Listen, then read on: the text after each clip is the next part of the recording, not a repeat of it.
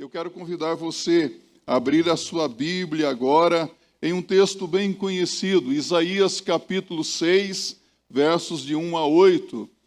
E eu peço que você acompanhe atentamente a leitura da palavra do Senhor. Isaías capítulo 6, versos de 1 a 8. Quem não tem uma Bíblia, se assente, se aproxime de um crente aí. Todo mundo tem Bíblia aqui, não é? Ótimo. Assim diz a palavra do Senhor.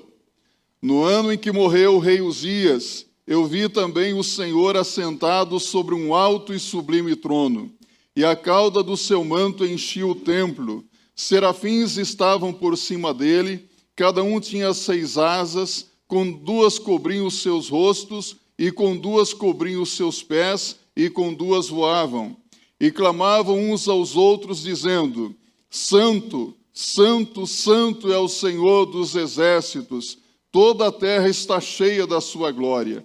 E os umbrais das portas se moveram à voz do que clamava, e a casa se encheu de fumaça. Então disse eu: ai de mim, pois estou perdido, porque sou um homem de lábios impuros, e habito no meio de um povo de impuros lábios. Os meus olhos viram o Rei, o Senhor dos exércitos. Porém, um dos serafins voou para mim, trazendo na sua mão uma brasa viva que tirara do altar com uma tenaz. E com a brasa tocou a minha boca e disse: eis que isto tocou os teus lábios, e a tua iniquidade foi tirada, e expiado o teu pecado. Depois disto ouvi a voz do Senhor que dizia: a quem enviarei, e quem há de ir por nós? Então disse eu: eis-me aqui, envia-me a mim. Pai bendito e eterno, muito obrigado, porque nós estamos na Tua presença, Senhor. Obrigado porque a Tua palavra está aberta diante dos nossos olhos. E suplicamos que o Teu Espírito Santo abra os olhos do nosso coração, do nosso entendimento, para compreendermos a mensagem que o Senhor tem para nós nesta manhã. Pois oramos em o nome de nosso Senhor e Salvador Jesus Cristo. Amém. Podem se assentar, meus irmãos. Hoje nós vamos meditar sobre a visão que faz a vida mudar. Precisamos de pessoas que tenham visões de Deus nesse tempo, não é? Não visão de miséria, de destruição, de desgoverno, mas uma visão que cause impacto na vida, no coração, de tal forma que resulte em uma transformação do meio onde nós estamos vivendo também. Isaías é uma palavra que em hebraico significa Jeová é a salvação. Isaías é também conhecido como profeta evangélico, mas profeta evangélico no Antigo Testamento, sim, conhecido como profeta evangélico, porque ele faz uma ampla exposição do Evangelho do Senhor Jesus Cristo no Antigo Testamento. Ele apresenta o maravilhoso plano da salvação de Deus já no Antigo Testamento. Ele anuncia a vinda do Messias, trazendo salvação ao seu povo.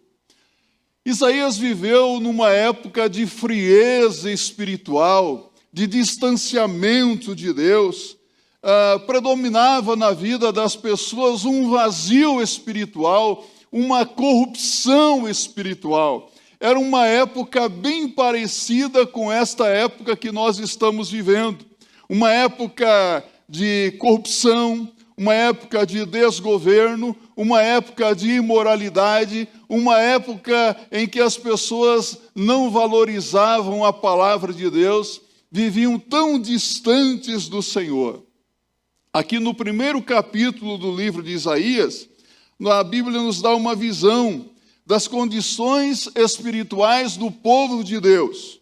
Muitos viviam em pecado, levavam uma vida desregrada, uma vida dissoluta. Muitas pessoas viviam rejeitando a comunhão com Deus e com o povo de Deus e eram indiferentes à palavra do Senhor. O caos moral e espiritual predominava no meio do povo. havia muita frieza espiritual, a ponto de Deus rejeitar os cultos que eram oferecidos no templo e os sacrifícios também. Deus não tinha prazer na vida daquele povo. Eles cantavam, eles oravam, eles apresentavam cultos a Deus, mas o coração estava distante, longe de Deus. Será que é possível uma pessoa estar na casa de Deus dessa mesma maneira também hoje? Apresentando tantas coisas, mas o coração estar distante do Senhor. Na Bíblia, nós encontramos várias exortações acerca do perigo da frieza espiritual. A Bíblia conta a parábola das 10 virgens. Aliás, Jesus fala de 5 virgens imprudentes. Por quê? Elas servem de mau exemplo. Elas se acomodaram e não colocaram em suas lâmpadas o azeite para aguardar a chegada do noivo. Ora, sabemos que o noivo é Cristo, não é verdade? E devemos então estar preparados com o azeite do Espírito Santo em nossa vida, cheios de Deus, cheios do Espírito Santo, para termos aquele encontro glorioso com o Senhor Jesus Cristo. Porque Jesus é o noivo da igreja. A igreja está aguardando a segunda vinda do Senhor Jesus. No capítulo 25 do Evangelho de Mateus, a Bíblia também nos conta a parábola dos talentos. Um servo negligente recebeu das mãos do seu senhor 1 talento. E o que ele fez com o talento que recebera do seu senhor? Ele escondeu, porque ele não estava preocupado com uma vida de produção de frutos. Era um servo negligente, ou seja, ele não estava preocupado em produzir frutos para a glória de Deus.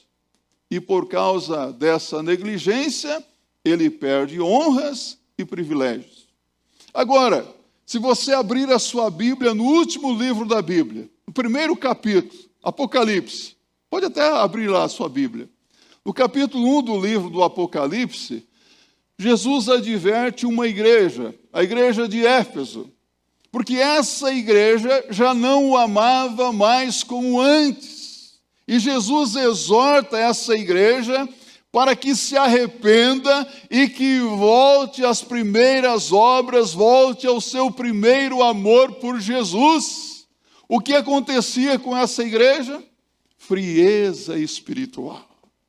Quantos que hoje estão vivendo uma vida de frieza espiritual, de apatia espiritual, quando há pouco interesse pela palavra de Deus, pela vida de oração, pela consagração ao Senhor, aí é que nós devemos buscar da parte de Deus um despertamento espiritual. Ó Senhor, eu preciso que o Senhor desperte a minha vida, eu preciso de um avivamento espiritual, porque eu estou percebendo que o povo está distante da Tua palavra, que as pessoas não estão Te buscando com uma vida de oração, porque há muitas pessoas que não estão dedicadas ao Senhor, uma vida de consagração a Deus. Então, Senhor, a partir de mim, desperta a minha vida. Se há alguma frieza no seu coração, alguma frieza espiritual, em nome de Jesus, busque um despertamento da parte de Deus.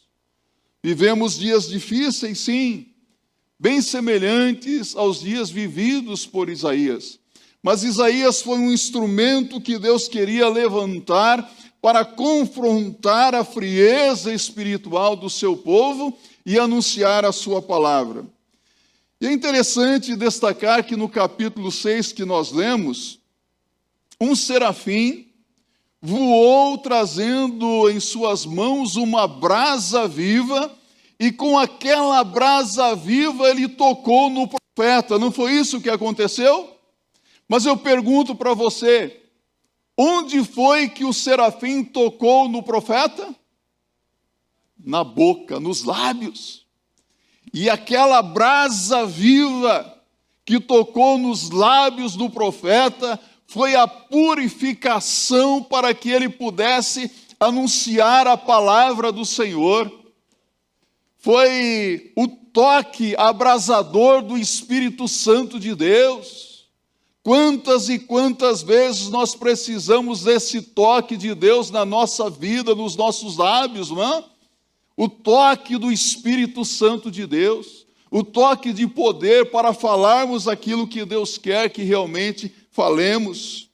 Sabe, Deus, eu creio nisso, Deus pode tocar também em você.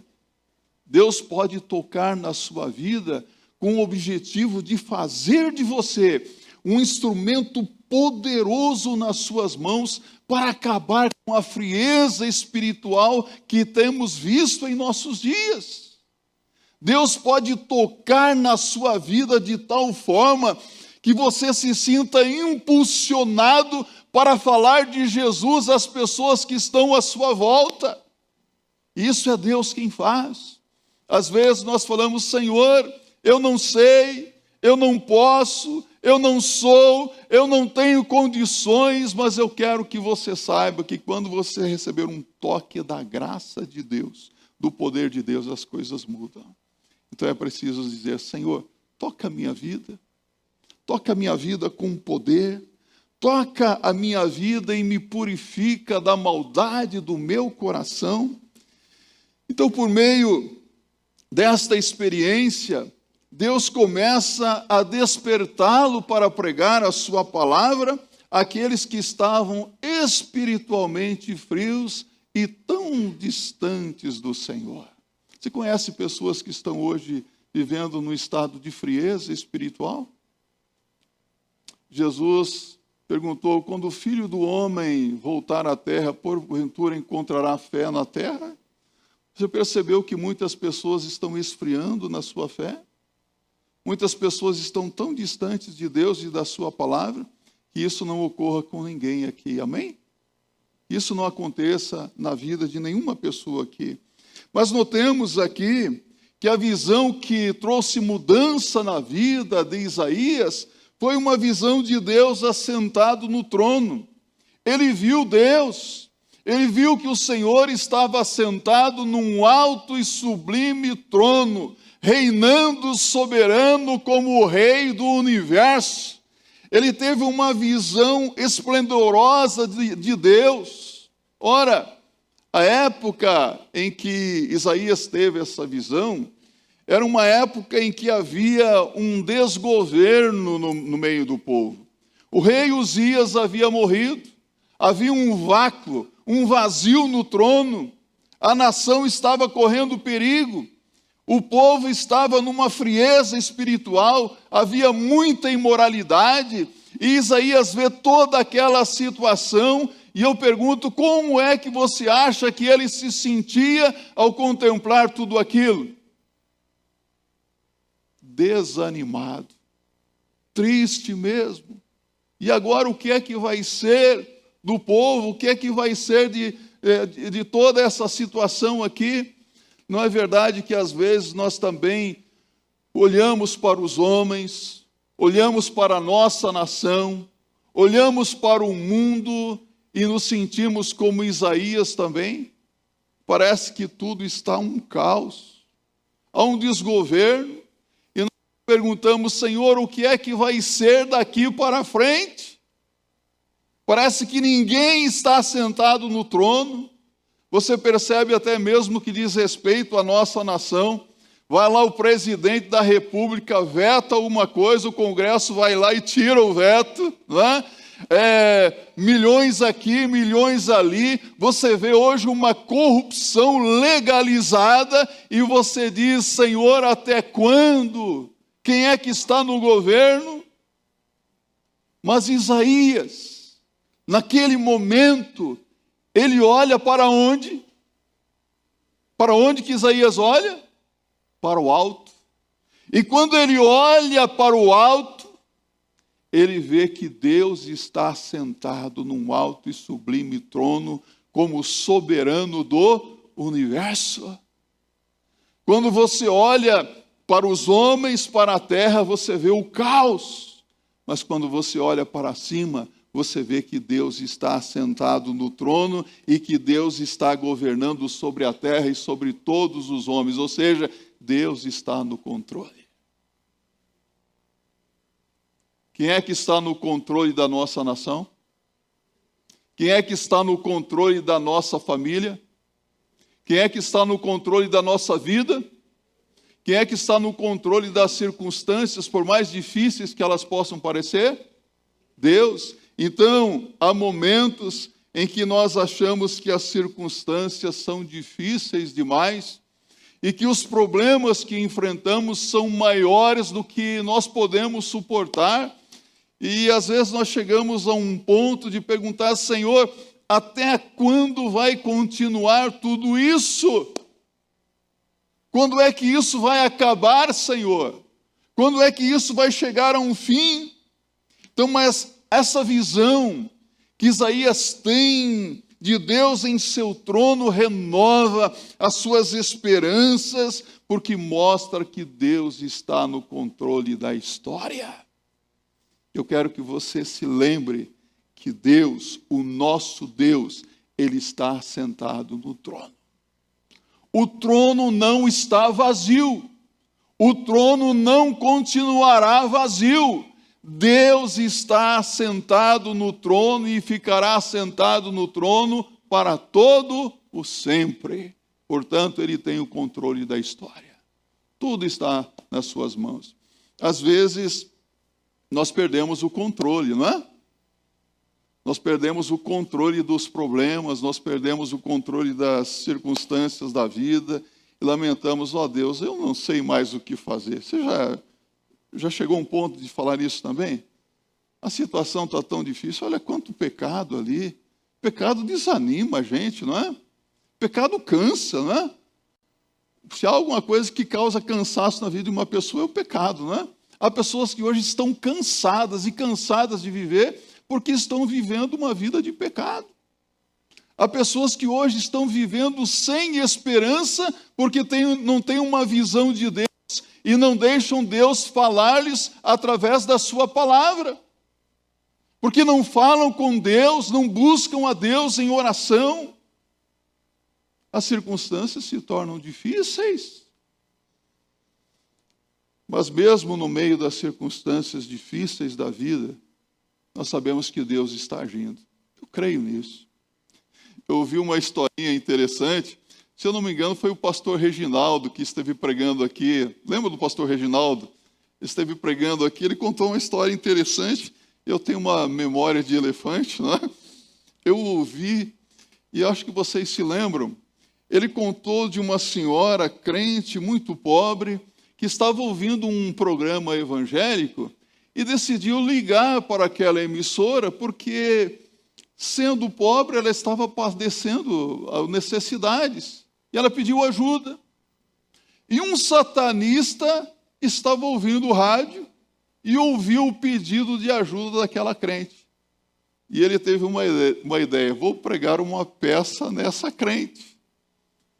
E ele então chamou os seus secretários e disse: olha, está aqui o dinheiro, vão no supermercado e façam uma excelente compra, uma grande compra, e levem à casa dessa crente. E quando ela perguntar quem foi que mandou, vocês podem dizer: foi o diabo. E assim fizeram os seus secretários. E quando chegaram na casa daquela mulher, ela os recebeu com muita alegria e tratou de guardar os mantimentos na prateleira, só que ela não perguntou quem mandou os donativos. E eles ficaram constrangidos e provocaram aquela crente, dizendo: a senhora não quer saber quem foi que mandou esses alimentos para a senhora? Ela disse: não, meus filhos, não se preocupem com isso, porque quando Deus quer, Ele manda até o diabo.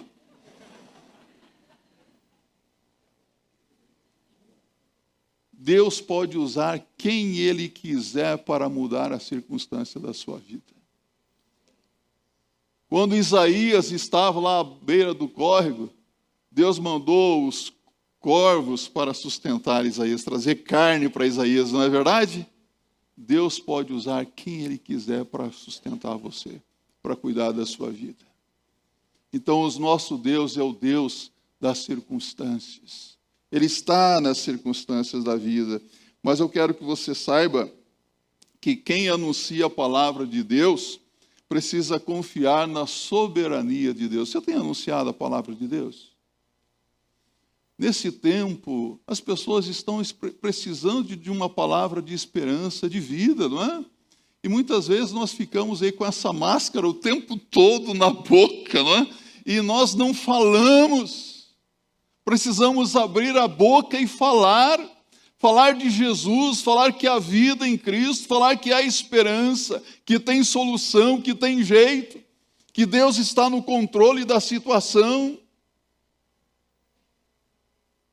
Isaías teve a sua vida mudada porque ele teve uma visão de si mesmo, ou seja, a visão do pecado.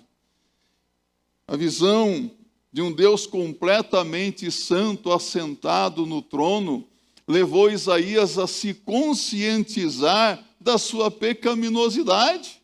Ele viu a si mesmo. Ele diz no verso 5, os meus olhos viram o Rei, o Senhor dos exércitos. Que visão esplendorosa. Você já teve uma visão de Deus? Já pensou? Você entrando aqui na casa de Deus nesta manhã e olhando para cima e contemplar a beleza de Deus em toda a sua formosura? Isso é possível com os olhos da fé, com os olhos espirituais. É preciso ver Deus com os olhos da fé, mas quando ele tem aquela visão da santidade de Deus, ele olha para a sua vida, ele vê as suas limitações pessoais, as suas fraquezas, os seus pecados, e ele exclama, ai de mim que sou pecador. Ele reconhece os seus pecados. Precisamos ter essa visão de que Deus é santo. Santo, santo é o Senhor dos exércitos. Mas precisamos olhar também para a nossa pequenez, ver o quão falho nós somos. Quão limitados nós somos, estar consciente de quem Deus é, mas estar consciente de quem nós somos também. E eu acredito que naquele momento, Isaías teve o mesmo sentimento que Davi teve no Salmo 51, no verso 10, quando ele ora ao Senhor dizendo, cria em mim, ó Deus, um coração puro. Vamos dizer juntos? Cria em mim, ó Deus, um coração puro. Quando nós olhamos para o coração, o que é que nós vemos?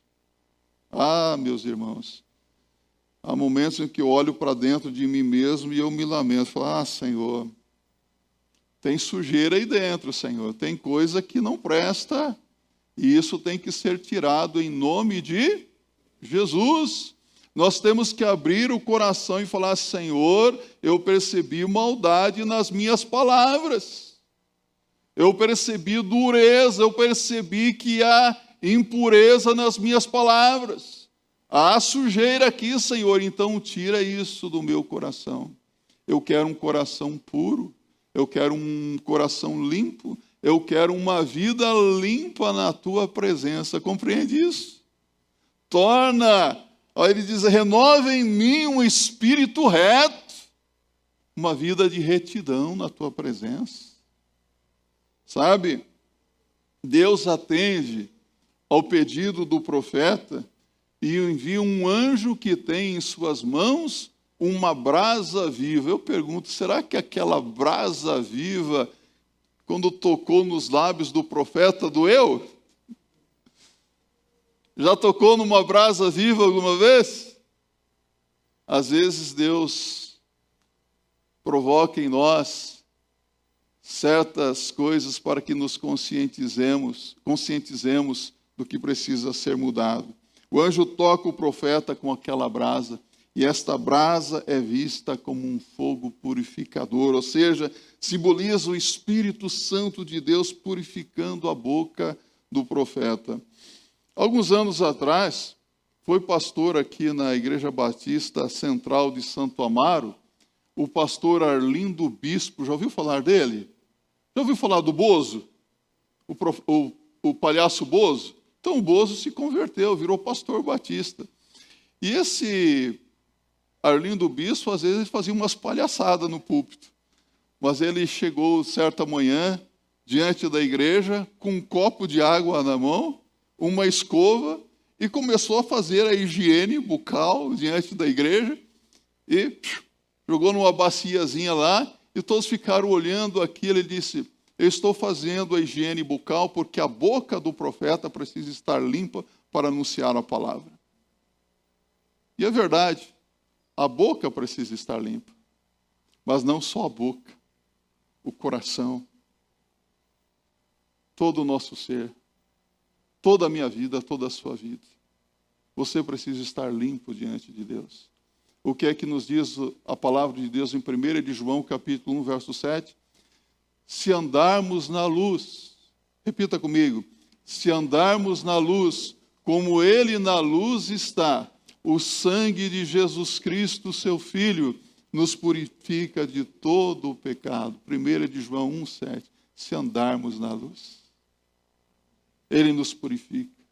A nossa vida fica limpa. Sua vida está limpa diante de Deus? Oh, como seria maravilhoso se todos aqui estivessem com a vida limpa diante de Deus, né? Sem a imundícia do pecado, da carne, do mundo, sem a imundícia do inimigo. Então, muitas vezes nós achamos que nós não podemos fazer as coisas, mas se você abrir a sua Bíblia em Êxodo, capítulo 4, nem precisa, no verso 10, quando Deus ordena a Moisés para que vá e fale ao faraó, Moisés diz: Senhor, eu não sei falar, eu não sei o que dizer. E lá no verso 12, Deus diz a Moisés que ele ensinaria a Moisés o que falar. Há momentos que nós não sabemos o que falar, mas Deus coloca palavras na nossa boca para edificar a vida das pessoas. Deus toca nos nossos lábios. É só você se colocar nas mãos de Deus. Então eu quero dizer para você, se você nessa manhã está dizendo: pastor, eu sei que Deus tem um plano na minha vida, um propósito, e Ele quer me usar.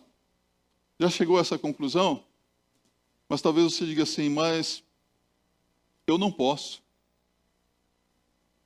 Eu não posso. Já ouviu esse eu não posso algumas vezes? Mas eu pergunto para você: Deus pode? Existe alguma coisa impossível para Deus? O nosso Deus é o Deus dos impossíveis. Eu não sei. Deus sabe de todas as coisas. Eu não sou, mas Deus é. Eu não tenho, mas Deus tem tudo. Não tem? Então, se você se colocar nas mãos desse Deus, que é santo e todo-poderoso, coisas maravilhosas irão acontecer na sua vida e você será usado para a glória do nome dEle. Você crê nisso? Porque quando você olha para a sua vida mesmo, você vai dizer: eu não sei, eu não consigo. Esse pastor fala demais, não fala? Fala ou não fala? Deixa eu dizer uma coisa para você.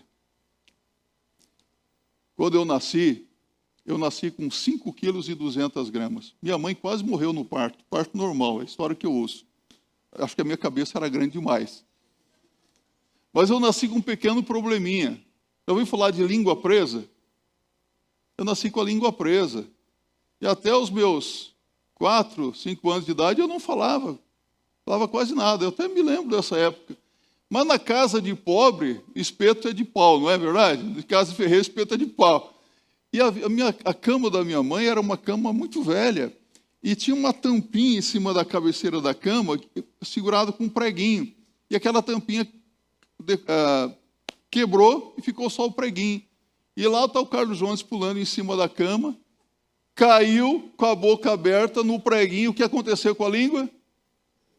Cirurgia. Depois disso, nunca mais parei de falar.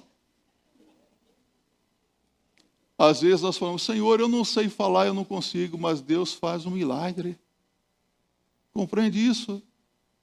Deus faz coisas boas acontecerem diante de situações que nós achamos que é uma tragédia.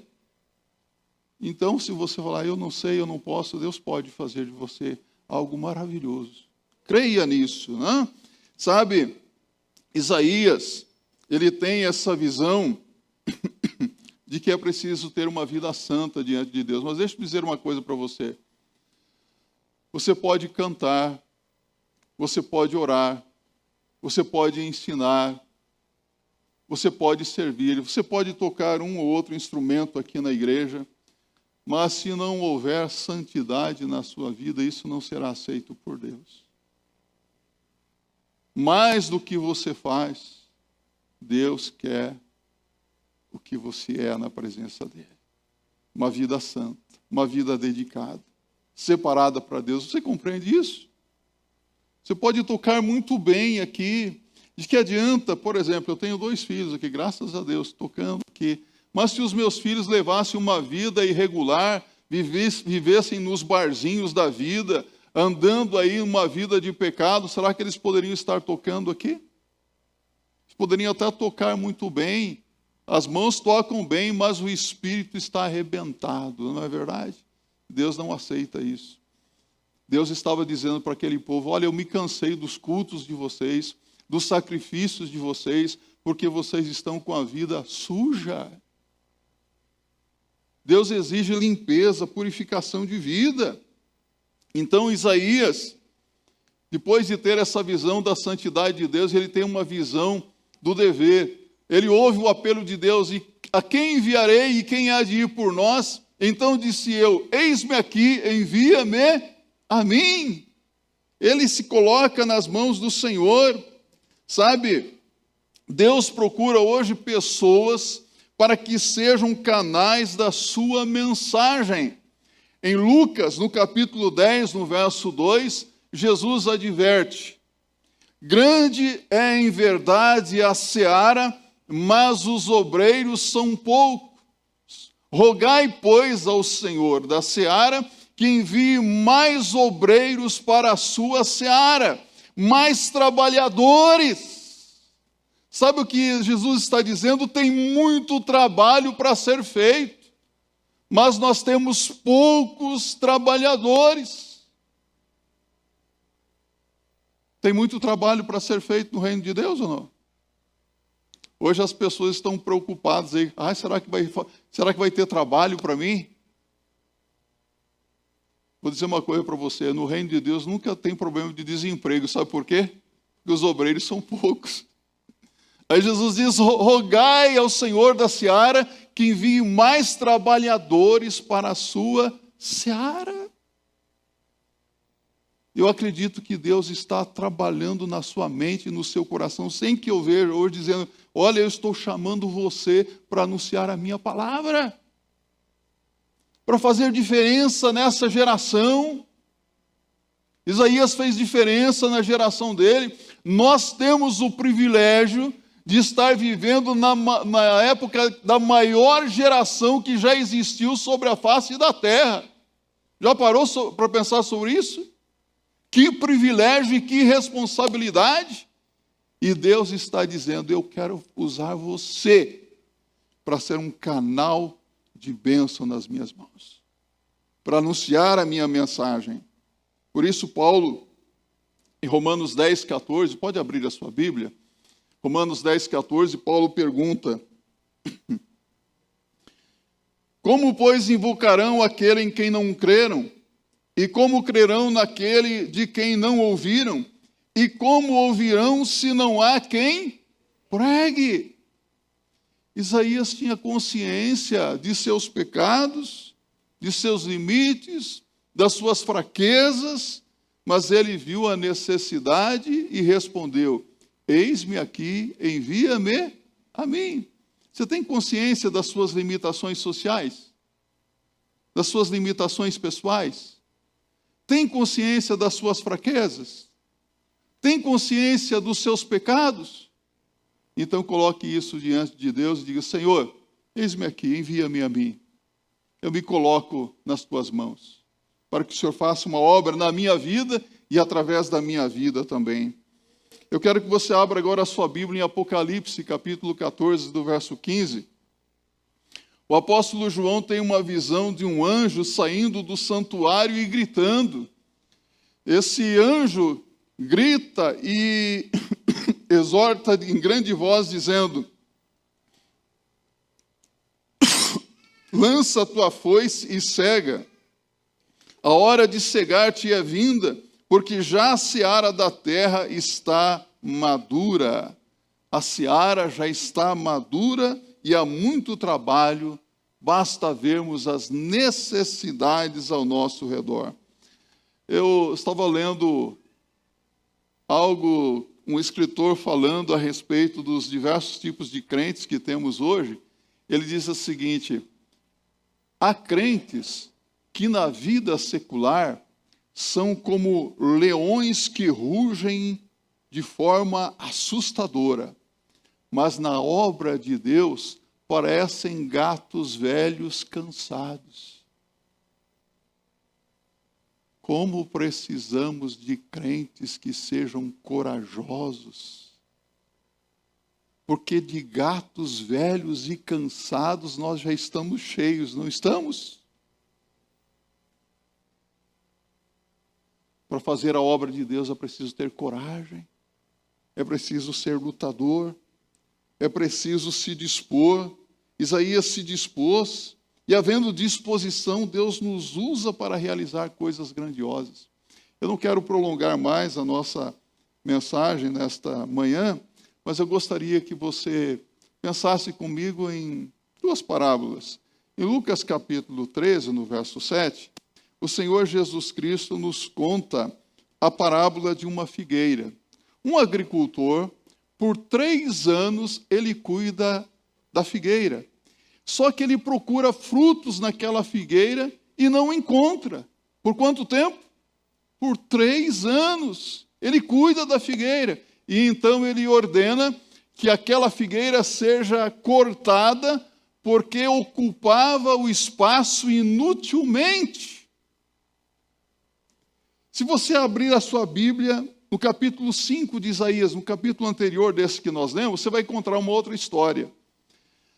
Deus compara o seu povo a uma vinha que ele plantou em um lugar próspero. E ele então cerca aquela vinha, significa a proteção de Deus. Ele limpa aquela vinha, significa Deus transferindo santidade para o seu povo. Ele constrói uma torre naquela vinha. Deus está vigiando, Deus está protegendo o seu povo. Deus também constrói um lagar naquela vinha. O lagar era uma espécie de tanque onde as uvas elas eram amassadas para produzir o suco. Mas Deus diz: a minha vinha produziu uvas azedas em vez de uvas doces. E Deus diz que aquela vinha era o seu povo Israel. E por isso Deus traria juízo sobre o povo. Se a sua vida hoje é como uma figueira infrutífera, ou como uma vinha que não produz os frutos esperados por Deus, está ocupando espaço inutilmente, é o que diz a palavra de Deus. Deus espera que você produza os frutos esperados por Ele. Deus tem cuidado de você, não tem cuidado? Deus tem protegido você? Deus tem transmitido para você tanta coisa boa, tanta santidade, a sua palavra? Você tem correspondido às expectativas de Deus? Por que ocupa espaço inutilmente? Que nós sejamos encontrados por Deus na condição de uma figueira frutífera, de uma vinha que produz uvas doces, bom, de qualidade para a glória de Deus. Que Deus encontre em cada um de nós frutos de uma vida comprometida com o seu amor e com a sua obra. É isso que Deus quer ver em mim e em você. Deus preparou Isaías para ser um instrumento poderoso nas suas mãos. E Deus prepara você também. Acredito que Deus está trabalhando na sua vida. Senhor, eis-me aqui, envia-me a mim. Mas antes de ir e falar, Isaías teve que confessar o seu pecado, teve que ser purificado por Deus. Isaías orou a Deus e Deus o abençoou. Talvez hoje você precisa também se colocar humildemente na presença de Deus e orar: Senhor, me dê uma visão da tua glória. Me dê a visão de que o Senhor está no controle da história, do mundo todo. Senhor, eu reconheço que eu sou pecador, eu me arrependo dos meus pecados e me usa nas tuas mãos para o teu louvor, para a tua glória. É preciso buscar o Senhor. Sabe, há muitos crentes aqui que têm uma vida cristã longa, têm décadas de vida cristã, e eu louvo a Deus por isso, porque permanecem firmes na sua fé em Jesus Cristo. Mas quem é crente de longa data, por exemplo, eu tenho 32 anos de ministério pastoral, devo ter uns 40 e poucos anos de vida cristã, e eu já vi e já ouvi falar de pessoas de vários tipos, tem pessoas de todos os tipos, não é? E eu já vi pessoas que em outro tempo viviam uma vida de imoralidade, na prostituição, na lama do pecado, mas que tiveram um encontro com o Senhor Jesus Cristo, tiveram uma visão da santidade de Deus, e as suas vidas foram transformadas, e hoje são pessoas extraordinárias. Eu já conheci homossexuais que viviam com a vida confusa, uma vida desregrada, em sofrimento, perdidos, sem salvação, mas que tiveram uma experiência com o Senhor Jesus Cristo e hoje são instrumentos poderosos nas mãos de Deus. E eu acredito que um deles você conhece, que se chama Sérgio, que esteve aqui nessa igreja e que hoje é casado, que era travesti e vivia ali nas ruas da Cristolândia e hoje é um missionário para a glória de Deus. Eu já conheci pessoas que viviam uma vida miserável dentro do lar. Os pais de um lado, os filhos de outro. Mas tiveram um encontro com Jesus Cristo. E hoje são famílias restauradas. Famílias felizes, onde reina a paz dentro do lar. Conheci casais que estavam envolvidos em brigas intermináveis, mas que tiveram um encontro com o Senhor Jesus Cristo e hoje vivem bem para a glória de Deus. Se reconciliaram, hoje têm Jesus Cristo em seus corações, se perdoaram, foram perdoados pelos filhos, os filhos foram perdoados e hoje é uma família que glorifica o Senhor. Então, não pense você que não tem jeito para a sua vida, para a sua família, porque tem jeito. Quando você se coloca nas mãos de Deus, Ele faz a obra. Quando você reconhece quem você é, Deus faz algo maravilhoso para a glória do nome dEle. E então, como é que você vai ser daqui para frente? Vai continuar indiferente à palavra de Deus, como muitas pessoas? Ou vai buscar um despertamento na sua vida espiritual para a glória de Deus?